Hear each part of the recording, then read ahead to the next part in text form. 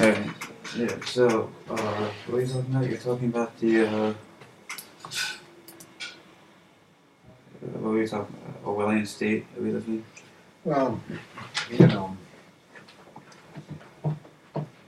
I'm not sure what you mean by an Orwellian state and exactly how the U.S. is like that now and how Russia is different from what you have in an Orwellian I state. never said anything, Russia.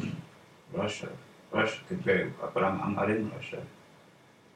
I have no first-hand experience with this to gauge how the Russian system is. Mm-hmm. I mean, I don't think the Russian technological system is as advanced. I mean, definitely, we have the same surveillance as in 1984. Like that has come to pass.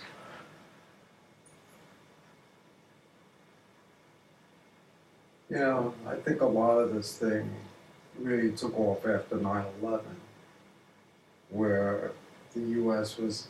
I'm not going to get into these debates with you. I mean, it's just my take on what happened. And after 9/11, this country got so caught with its pants down that they had to do something extreme, right? And then you had these jokers that were in the White House that wanted a war anyway. And then they started a war in Iraq, of all the fucking places to start a fucking war. And then under that premise, they were able to do a lot of these laws and shit that they were started passing and stuff like that. But then you look at people like Obama, who is much more progressive than what Bush and stuff was. But when you find someone like him even, not putting a hold on the NSA and stuff like that, and then you look at even conservatives, I mean really arch conservatives in this country going against the NSA, you know that there's a real split in this country. You take someone like Snowden, and you have people that think they should capture Snowden and execute him as a traitor, right? That's a position in this country. Yeah, that's a position. I mean, all right, but it's not necessarily the extreme conservative position. The extreme conservative position says the government was wrong, and they honestly believe that. And now you have, for the first time that I can remember, you have the people on the extreme left and the extreme right agreeing with that. But what I'm saying is, like, I don't see, I've talked to like, well, people on the inside, and, they say it's not going anywhere. I mean, like, Congress, they continue, we know from Snowden, with courses, with programs that Congress turned down. Yeah. So we don't even vote on them, is what I'm saying. Well, you're never going to vote on national security, all right? But to say that there's not a conflict in this country, even at the highest levels, is just wrong, because that's not true. But while this conflict is happening, our civil liberties have been suspended. This is a suspension. Well, when you say civil liberties have been suspended, unreasonable search and seizure, I mean, any sort of privacy rights that we may have once had that we took for granted. Mm-hmm. I mean, if you stop taking that for granted, then you also have the mindset of 1984, where it's like, well, we accept that this is happening, which is what's happening. People are just accepted that we're living under surveillance, and it's like, well, I'm not doing anything wrong, but you don't know what's going to be considered to be wrong in 10 years from now, and it will have been recorded now. Yeah, well, I mean, this conversation is being recorded, Well, I mean, but then you have people like,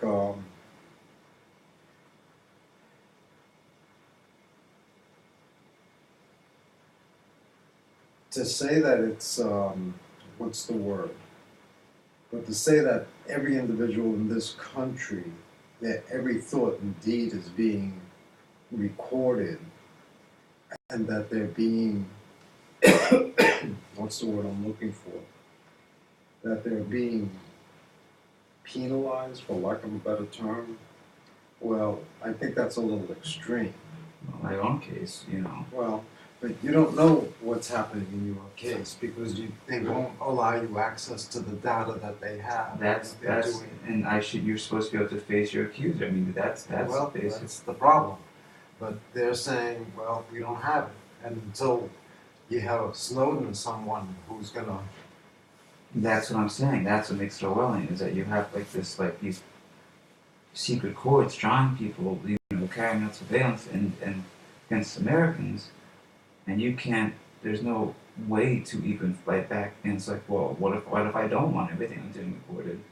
And they've decided that it should be. You know, I mean, you know, people on Guantanamo get lawyers like easier than I did. There was at the head of the ACU said there's no way to bring a case against this. Now, how could it be a 25-year-old has no way to bring a case against surveillance against him?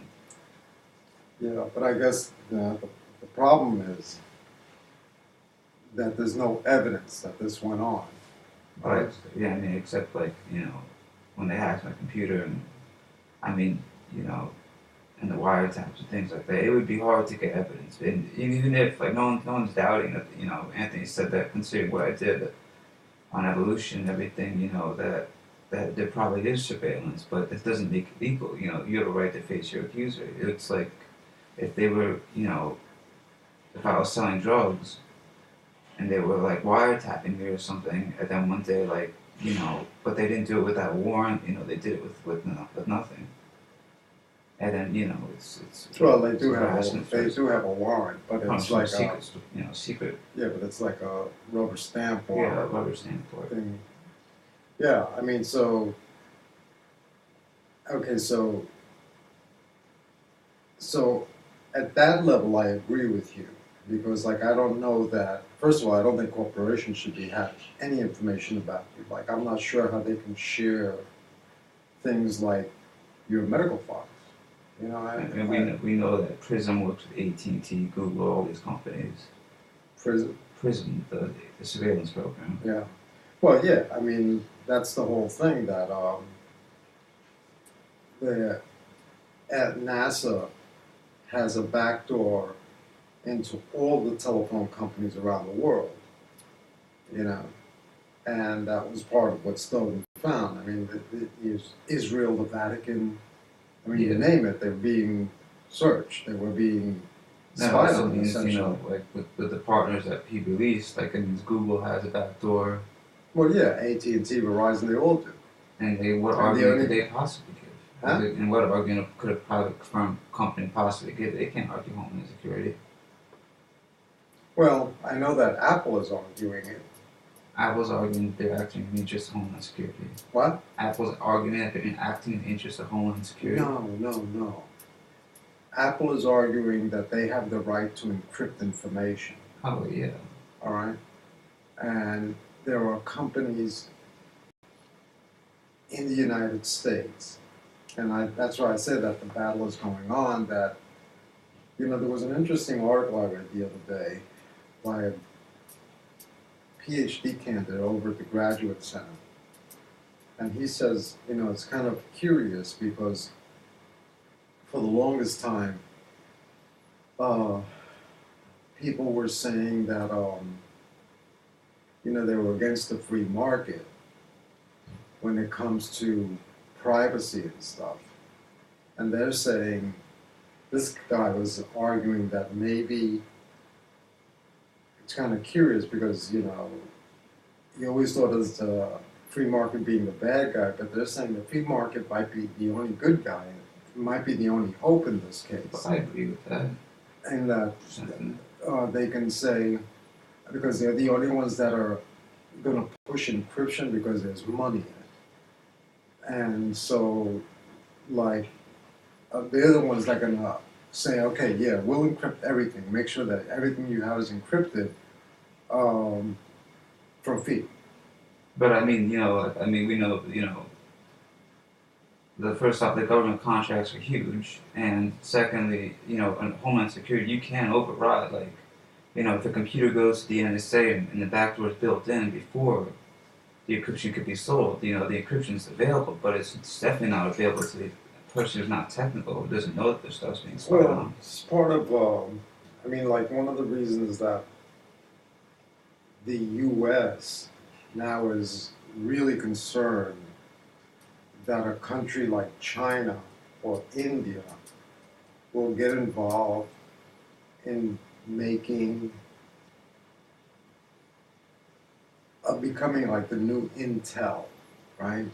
The corporation Intel. Yeah. Because then, like, if they start supplying all the computer chips for smartphones and regular phones and everything else in a foreign country under a foreign power, then all of this stuff can be built in to the computer chip, you know, at the factory.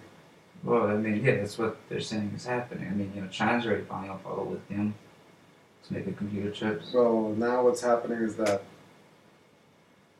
you know, economically, China is having serious, serious problems now. And that they stopped buying up the world, what do they call them, rare minerals or whatever they call them. Yeah. You know, so I'm just saying, you know, if you look at sort of like, I mean, you have the population doesn't vote. 40% of the population but that's can't vote. that's a long-term trend that people are just disengaged from government.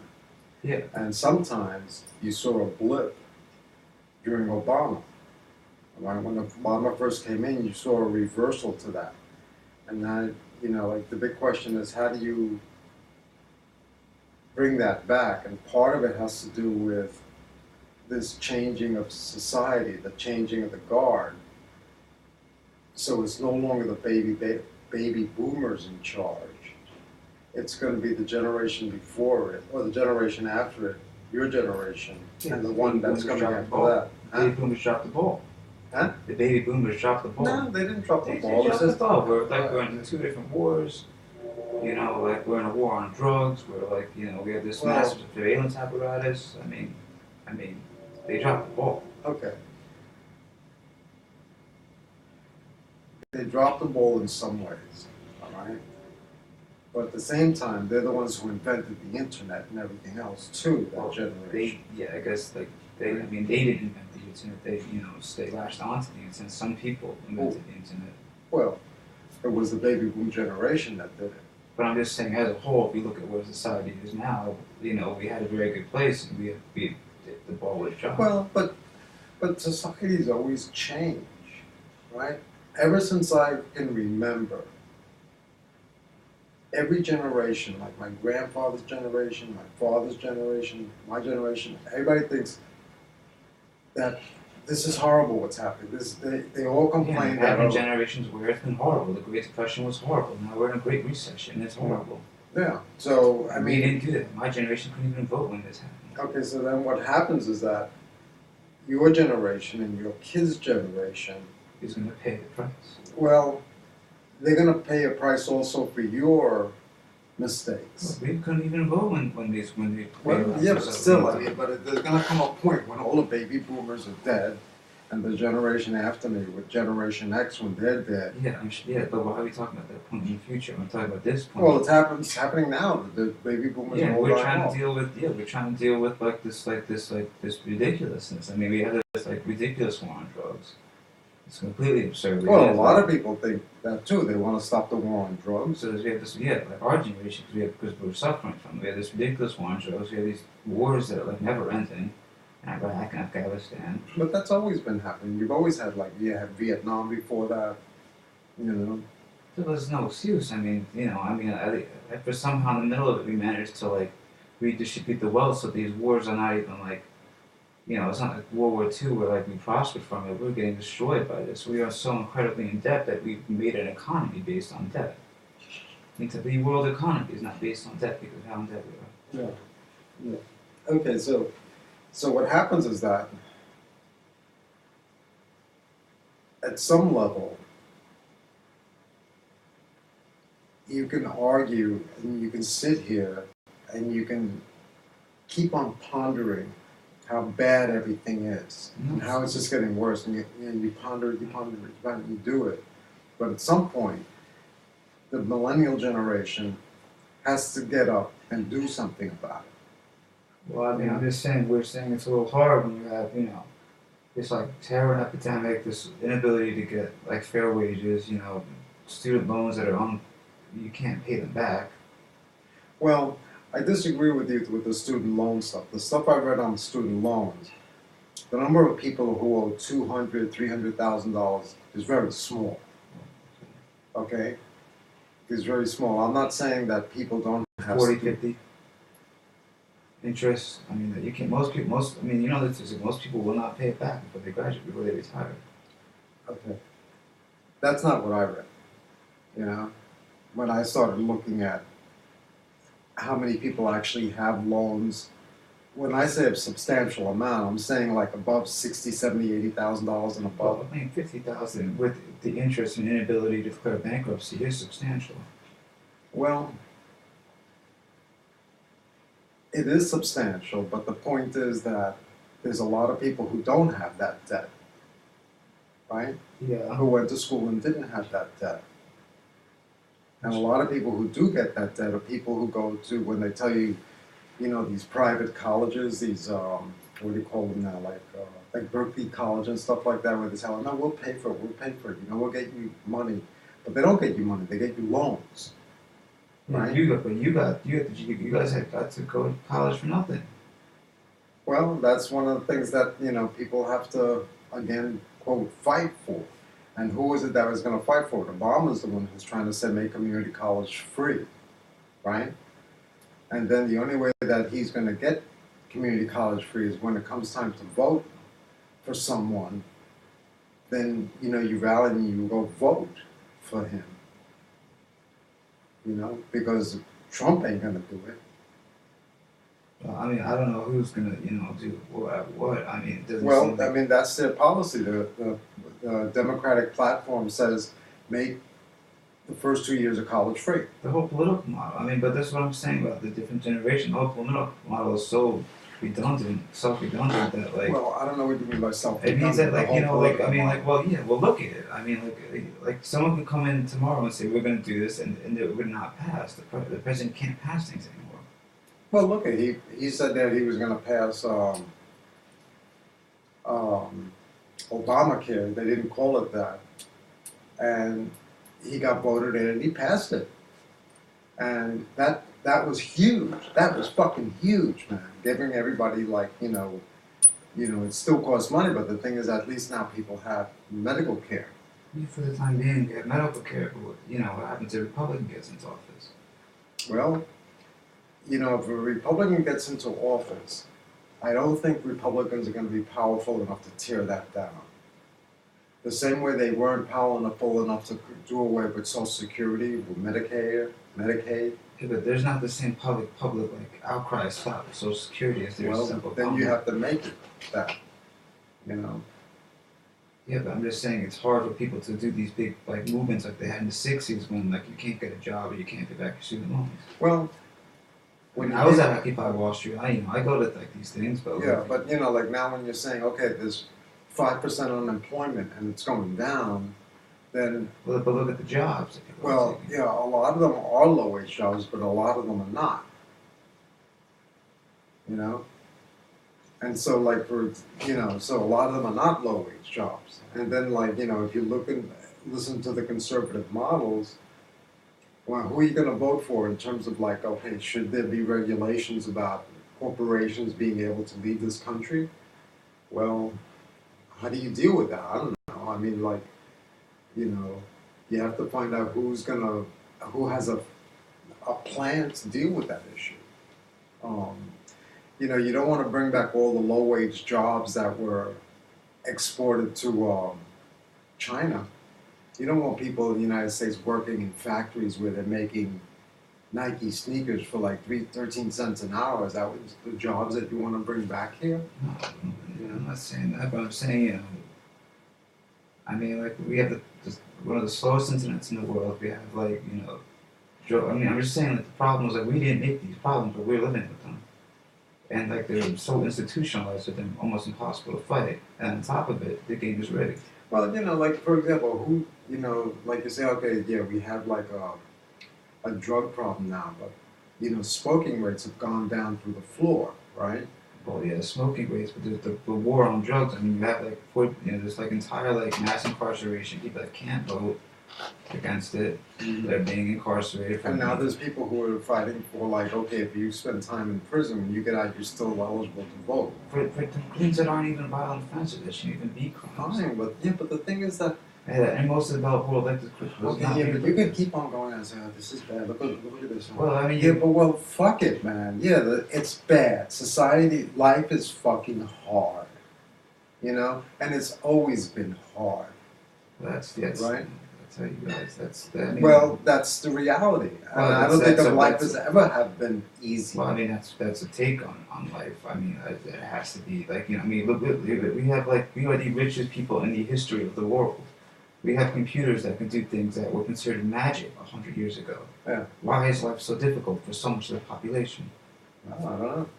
I mean, the only way you can look at it is because the game is rigged. I mean, we can do things that are magic, literally magic. Yeah, but you see, but you're keeping it this level of abstraction. So it's not a level of abstraction; it's a level of reality. Yeah. So what are you gonna do? Just go, oh my God, this is like terrible. This is terrible, and you go around like saying it's terrible, it's terrible, it's terrible. You're saying that. I'm not saying that. I'm just saying you can't ignore what's going on. I mean, we do live in a Orwellian society. I mean, that is a fact. Yeah. Well, I mean, yeah, but the thing is that this is being recorded. This is just being recorded. If I'm gonna have a conversation with you, it always comes down to this. So we're living on a world. So this is bad. This is like, my God. I mean, for example, you can talk about this all day. Let's not talk about it all day. Where you can talk about this a lot, but then what you got to do is take joy out of saying, hey, it's Elizabeth's birthday, man. Let me just give her a call. You see, it's dismissive of what I'm saying. No, it's not dismissive. It's dismissive of what I'm saying. I'm talking about an issue that's affecting.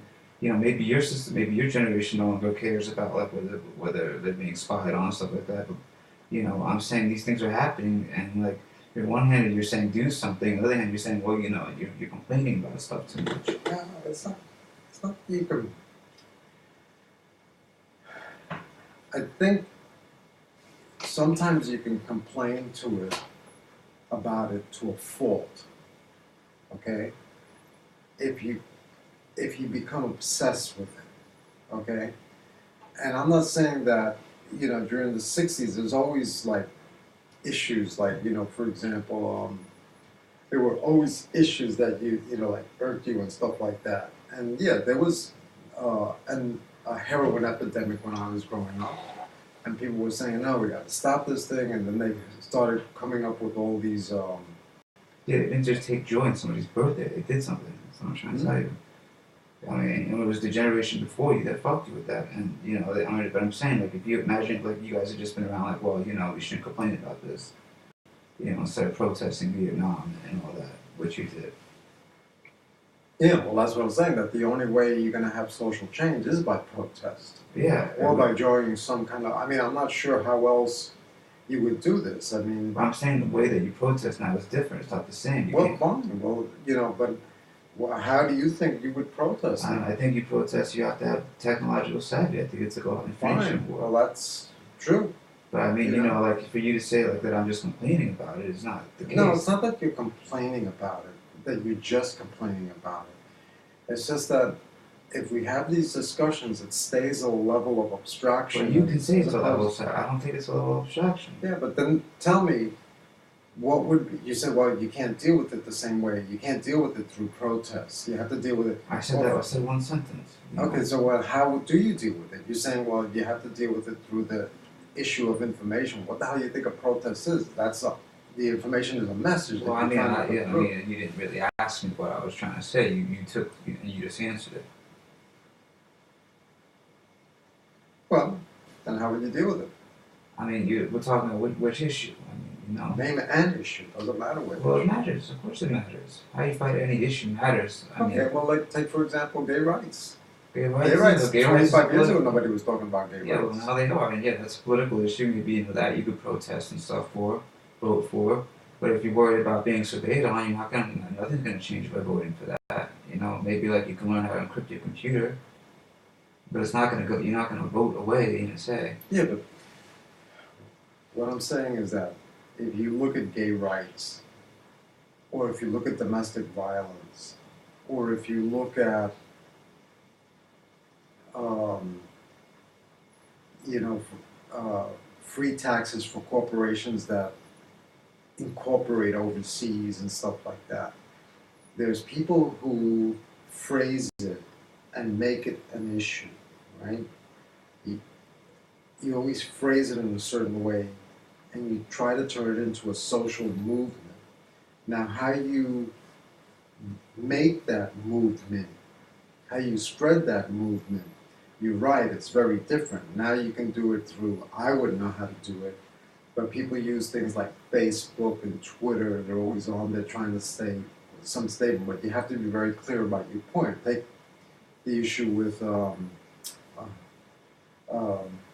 thing on Wall Street, what was it? Occupy Wall Street. Huh? Occupy Wall Street. Occupy Wall Street. I mean, part of the problem that didn't catch on was that their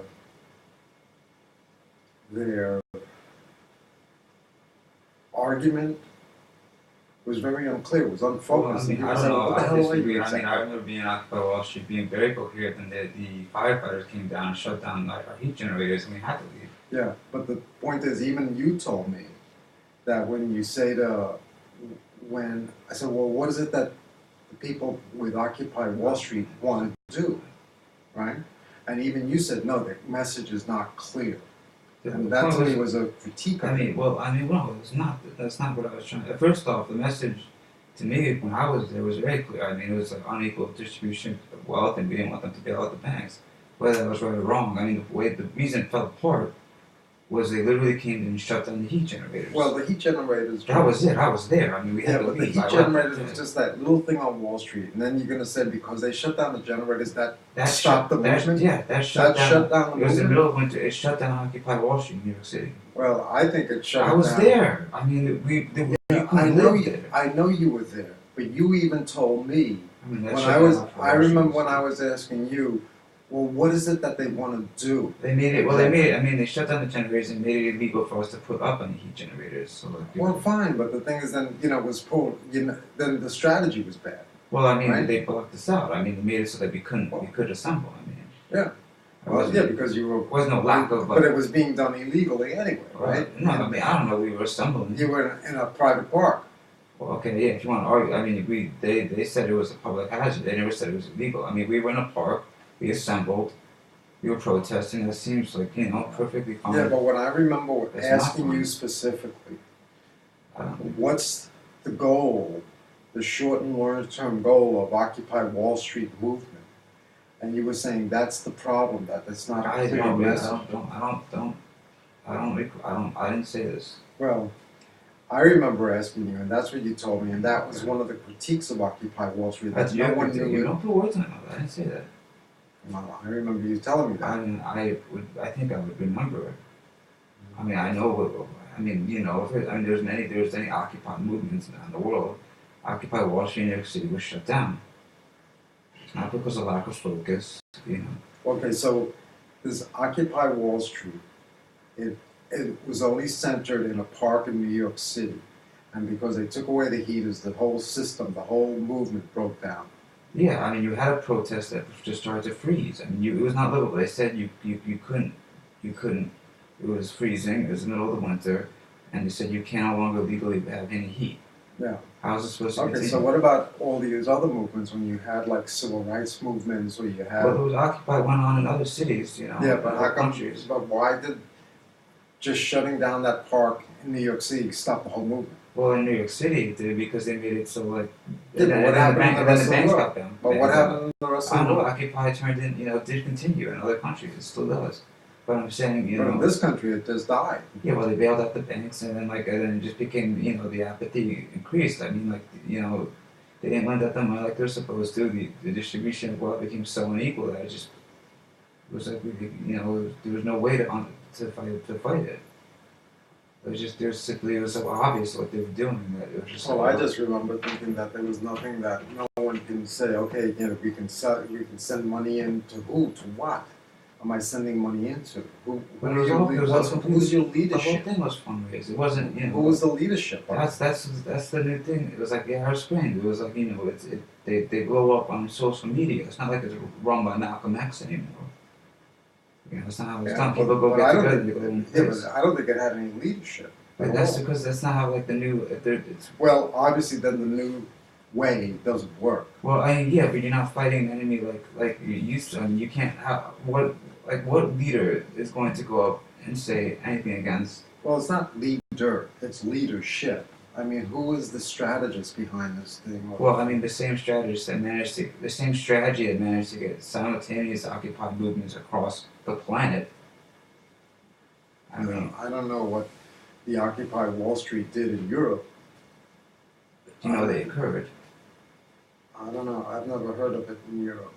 It seemed like a U.S. system, a U.S. Well, I mean, the fact that even happened, it was a social media based thing. That was the point. Yeah, but it obviously failed. Well, it failed. And I don't think it failed because they pulled out the heaters and. Well, I mean, it failed because they weren't going to stop. They weren't going to stop multi-billion-dollar corporations. But I mean, at least the people tried. That's an amazing thing. That was much bigger than anything you ever faced. It's bigger than Vietnam. I remember thinking that the Occupy Wall Street thing didn't have a clear vision or a voice. Maybe they didn't have a voice, but but it had. This is just people got together. It just happened. That's what I'm saying. These things just happen now. Yeah, but like I say, I remember when it was happening. People said, "What do people do? How do people get behind this?" And they had no thing to say. I mean, the leadership just wasn't there. There was no. You're not getting what I'm trying to say. Well, you're trying to view it. You're trying to make it like an old school style sort of thing. Well, even if I look at it as a new style sort of thing, it just failed. Whatever was being tried didn't work. Yeah, I mean, it didn't work. I mean, the banks, took over. They won. It's gone. Eventually decided it wasn't worth fighting for that side. Well, I remember when Obama wanted to bail out the banks, the Republicans were kind of pissed. Well, I remember the banks got bailed out. Yeah, because no one else knew how to do it. I mean, they and the way they got bailed out was ridiculous. The amounts they got bailed out, there was no laws on what they had to do. I mean, yeah, but nobody else knew how to do it. I mean, this is all the best minds, and they said, listen, you got to prop up the banks because if this falls, we don't know what's going to happen. The best minds that were a rotating door with Goldman Sachs and all of them. Mm-hmm. I mean, they didn't have to they gave them there was no law on what they had to do with the money. But you even told me that it had to be done right away. We were on the precipice. We were eventually. By that point, we were on the precipice. Whether it be if the banks didn't have us they didn't have such power, we didn't have to do it in that way. We didn't have to say well, you guys can do whatever you want with the money. You don't have to live and lend it out, which they didn't. Oh, it took a while for them to lend it out. Yeah. That's I'm saying we live in a corporatocracy, for better, or maybe it's for better. But I mean, there's a reason I saw fighting for Occupy Wall Street because they weren't going to win. Now, they're not going to win. I remember when when it was in the news and stuff, you never had a group that could say, okay, this is where Occupy Wall Street wants to go, and this is what we're saying has to be done. Because there was no day. It was well, that's why flash news on social media. But that's the only way they got together. Yeah. There was no group that was big enough to do that. But there was no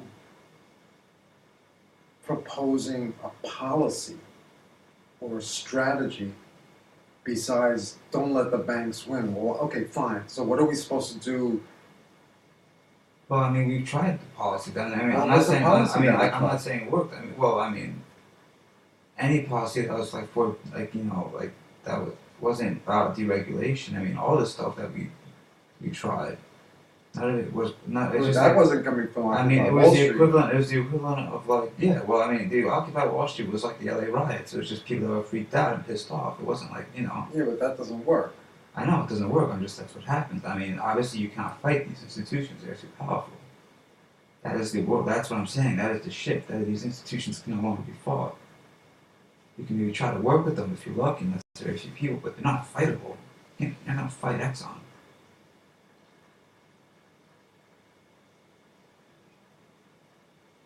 Well, for example, take McDonald's. When people started, like, there was a movement to, like, um, change their habits of just, like, selling shit food and stuff.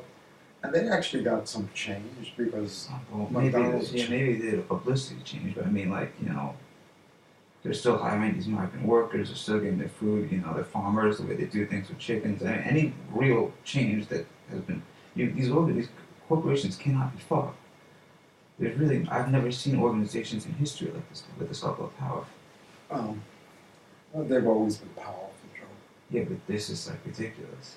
They are like openly buying and selling presidents. I mean, I think it's like they've always openly bought presidents. when was a president?